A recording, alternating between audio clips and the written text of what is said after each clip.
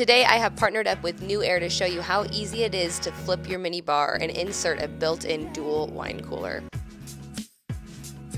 Our quote-unquote mini bar area is actually rather large. It's almost too hard to fill with decor without making it look super crazy. So I wanted to focus on switching the backsplash because I feel like a lot of the chaos comes from that tile thing going on. I also don't even have a light that's working. There's just a bunch we need to do. Instead of ripping this tile off the wall and just creating a bigger mess than I know I'm about to, I decided to grab some flooring that we actually had left over from redoing my office when I did my office makeover video. I decided to tape out the area of that tile that I wanted to replace, and I started lining up the hardwood floor pieces and connecting them. Since they have slots, you can just connect them easily. The excess that kind of overlaid out of the outline that we put on the floor, I decided to cut down with my miter saw, and you can use a speed square to make sure that the lines are perfectly straight. That way when you go to line them up, they're not like kind of diagonal, which would be my case if I decided to use my handsaw or a ruler. I repeated the same process to the other side to ensure that that line was directly on the inside of the tape.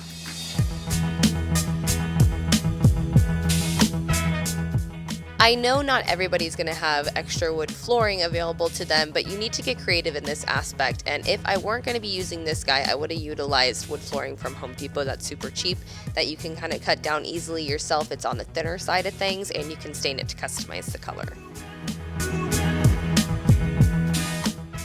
Did I mention that this was for free as well, and it's absolutely stunning? I think it's going to match the tone of the bar. I'm not too sure yet. I'm going to start with the bottom row and work my way up when installing this, and I'm going to be using construction adhesive. That's the only adhesive I will be using for this backsplash. When putting the first row up, I wanted to make sure the lip, I'm not sure if that's what it's called, but it was facing upwards so the other pieces could connect to it. I flipped it so it had the back side up, and then I applied my green adhesive with a caulking gun. As mentioned before, I am working from the bottom up, but I am also working from the bottom right-hand corner to the left. That way the pieces can kind of slide into one another if you are using hardwood flooring. Again, I know that's not going to be the process for everybody. Before moving to the second row, I decided to DIY a placeholder, and I grabbed some weights that I had in the garage and just kind of shimmied them up against the backsplash, the current backsplash, to make sure that the new one is going to be sticking as tight as possible. I repeated this same process to every row, just taking my time and making sure that everything was level. If something wasn't, I took a mallet that I got from the 99-cent store and just kind of hammered them into place until they were where I wanted them.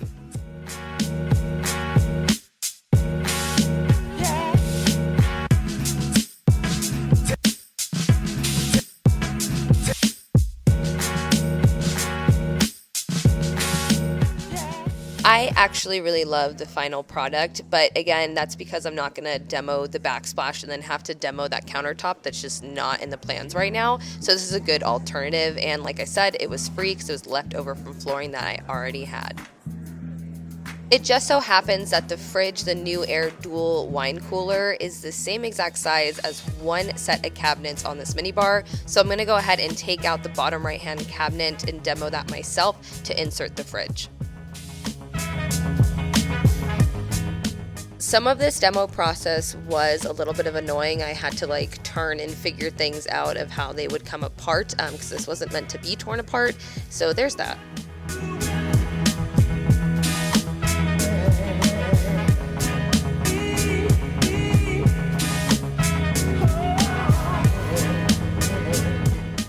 I did struggle a little bit with demoing this little portion. It has nothing to do with the fridge. It has to do with the fact that this is a built-in, but I ended up using a lot more tools randomly, and it took a lot longer than anticipated, but I got it done. The fridge I am installing is the NewAir dual wine and beverage cooler, and I like the fact that it has two sides, one obviously for wine, and then one for mixers or beers or non-alcoholic beverages, totally up to you. I left the fridge on the little bit of foam that it comes in when it's all boxed up so I could slide it easily into place, and then removed all the plastic and the thingamajigs on the shelving for protection for shipping. And there's also the handles and screws that you're going to need to install in the fridge as well that are inside there. I went ahead and plugged it in for 30 minutes and let that run, and then adjusted the feet at the bottom to fit the height of my bar. I'm going to be real with you, this turned into a family affair real quick because the opening was just enough for the fridge that I needed help shimming it in, and things got a little weird, but it worked.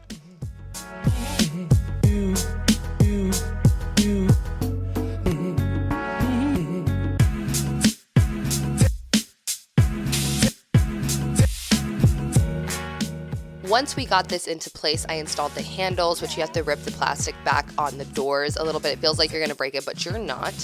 I let the fridge run for 30 minutes as it says and started decorating the rest of the bar. I wanted to incorporate a lot of glassware versus hiding it in our cabinets because we do host a lot of parties or just having people over in general. So I wanted to make this kind of a one-stop shop. That in mind, I always save Paul's old Scotch bottles, so I was able to stage a little bottle area. It looked like we had a lot of alcohol, but we don't, so that's a little tip for you. I just have saved these throughout the years because I thought they were unique or just really gorgeous, and I did want to display them on the bar, just never had a chance to. I am all about accenting anywhere in your house, so I chose to do some silver accents throughout this bar because we have silver appliances in our kitchen that lives adjacent to this, so I wanted it to all kind of pull together. I wanted to really use the bar as a bar because before I just had it decorated with some family photos. You can see that before shot on my Instagram, so hop over there for that. But I wanted to make this very functional yet not have it overcrowded, and I found it very difficult to hold back on decorating these shelves with a bunch of knickknacks that just didn't need to be there. So I just stuck to things like a decanter or a champagne bucket that I actually use and use those items as my decor pieces. To seal in the sides of the fridge because it was a little bit open, I just took a little bit of balsa wood, stained it the color of my bar the closest I could get, added some wood glue to the trim, and just nail gunned it directly in because it doesn't need to be resting on the fridge. It just needed to be a little DIY cover-up situation. One of my favorite features is the fact that this thing lights up blue. Like, it doesn't light up every time you open the fridge. You can decide to turn it on or off. It just adds a little extra something. And I also love the fact that you can see the temperature. So if you did have some wine in there that you needed to keep an eye on and have it at a specific temp, you can just kind of look through the glass versus opening it up every single time. As I mentioned before, I wanted to make this a one-stop shop for all my guests, so I decided to chill some beer mugs. That way they don't have to go through my cabinets, because if there's one thing I don't like is people trying to find stuff in the kitchen and making a bigger mess, so I decided to just put everything out in the open where they can see it, grab it, and go.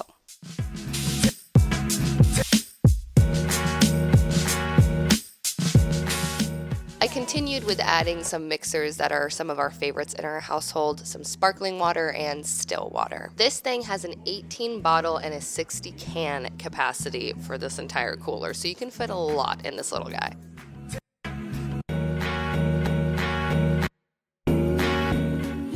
I continued to add final touches. I'm actually showing you the process of what happened. I filled the fridge because I was kind of losing inspiration for decor, so I stepped back and took a breath. That's always a good idea. And then just continued to add key items like a wine rack, and I saved wine bottles, empty wine bottles. That way it looks like it's filled up all the time versus it being just so bare.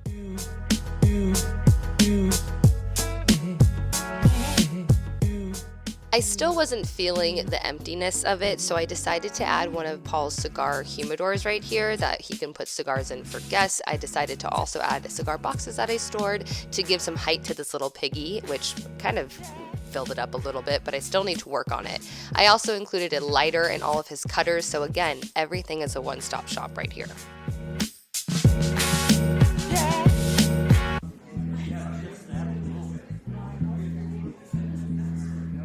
Thank you to my friends over at NewAir for sponsoring today's video. I honestly don't think I would have had the inspiration to redo our mini bar area if it wasn't for you guys, so thank you.